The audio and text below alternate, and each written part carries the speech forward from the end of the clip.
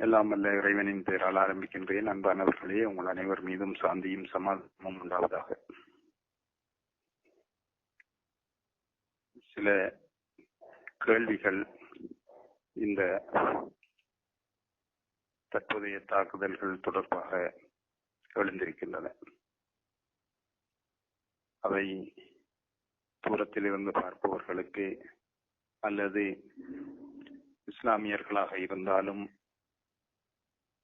இஸ்லாத்தை ஆழமாக பின்பற்றாதவர்களுக்கு இந்த சம்பவங்களின் சில பின்னணிகள் ஏதோ அர்த்தமற்றதாக கூட தோன்றக்கூடும். ஆனால் அப்படி அல்ல. உதாரணமாக 1988 ஆண்டு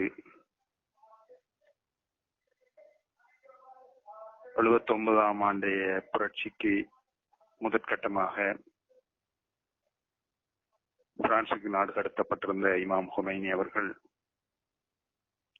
அவர்களோடு நிறைய பேர் அந்த நாட்டிற்கு சென்று இணைந்திருந்தார்கள்.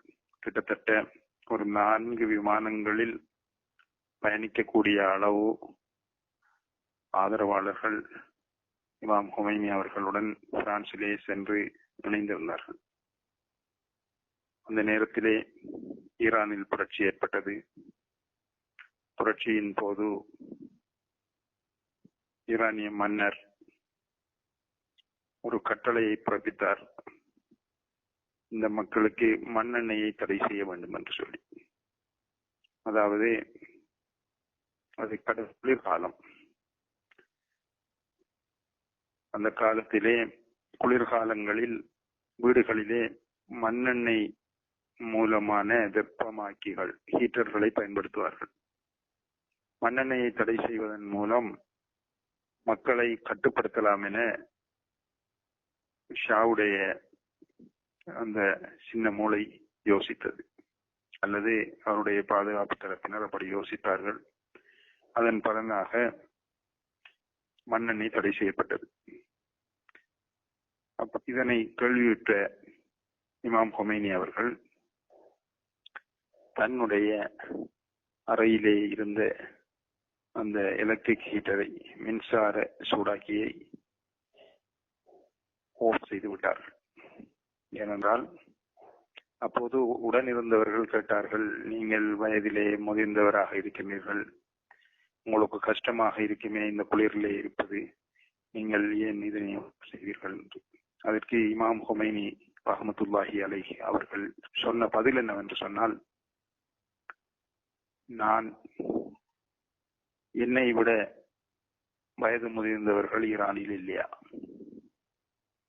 அவர்களால் குளிரை தாங்கிக் கொள்ள முடியுமாக இருந்தால் என்னாலும் தாங்கிக் கொள்ள முடியுமாகத்தானே இருக்க வேண்டும் என்று சொல்லி, அந்த மக்கள் குளிரிலே அல்லல் பட்டுக் கொண்டிருக்க நான் மட்டும் எப்படி இதமான ஒரு வெப்பத்துடன் வசிப்பது என்று கேட்டார்கள்.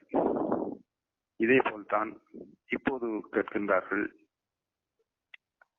ஆயத்துல்லா இமாம் ஹாமனி அவர்கள் ஏன் ஒரு சாதாரணமான ஒரு வீட்டிலே வசித்தார்கள்?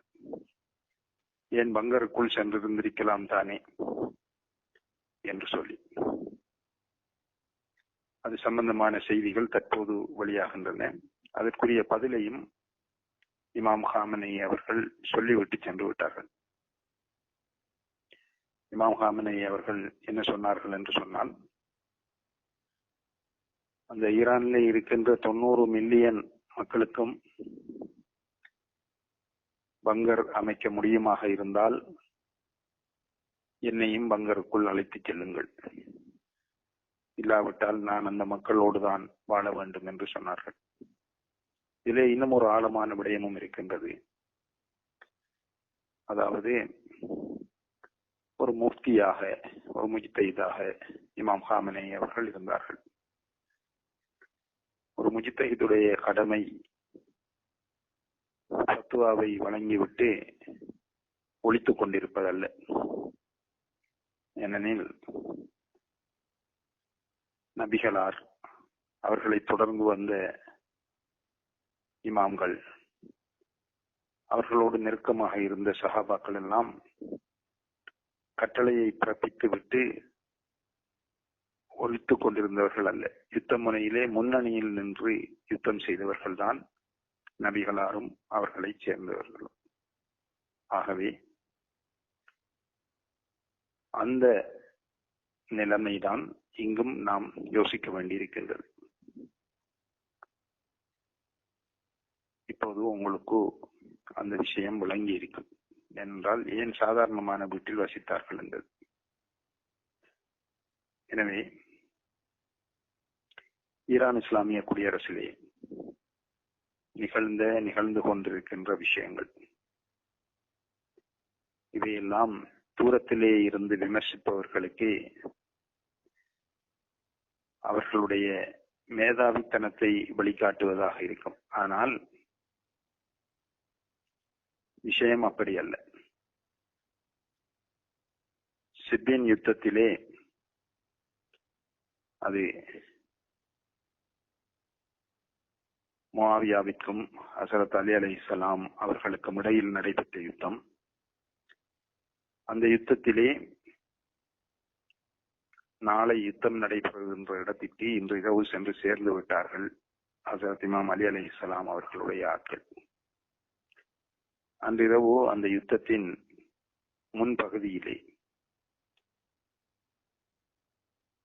ஹஸரத் அலி அலைஹிஸ்ஸலாம் அவர்கள் அங்கிருந்து இங்கிருந்து அங்கு தங்களுடைய குதிரையிலே ஓடிக்கொண்டிருந்தார்கள். அப்போது அவர்களுடைய தோழர்கள் சொன்னார்களாம், இமாம் அவர்களே, எதிரிகள் இந்த இருட்டிலே இருந்து ஒரு அம்பை எய்து உங்களை மரணிக்க செய்துவிடக்கூடும்.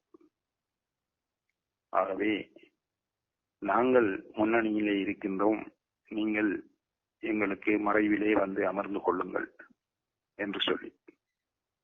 அப்போது இமாம் அலி அலைஹிஸ்ஸலாம் சொன்ன பதில் என்னவென்று சொன்னால், என்னுடைய இறுதி வினாடி வரை என்னை யாரும் எதுவும் செய்துவிட முடியாது.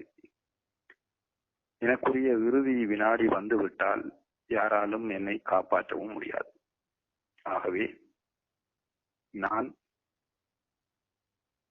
என்னுடைய இறைவன் எனக்கு விதித்திருக்கின்ற அந்த நேரத்தில் நம்பிக்கை உள்ளவன் என்று கூறினார்கள். இப்படி நிறைய முன்மாதிரிகள் நாங்கள் இஸ்லாமிய வரலாற்றிலே பார்க்கக்கூடியதாக இருக்கின்றது. அடுத்த விடயம், நாங்கள் இமாம் ஹொமைனி, இமாம் காமனி என்றெல்லாம் கூறுகின்றோம். இந்த இமாம்களும் ஹஸரத் ரசூலுல்லாஹி ஸல்லல்லாஹு அலைஹி வஆலிஹி அவர்கள் கூறிய அந்த இமாம்களும் ஒரே அணியில் உள்ளவர்களா,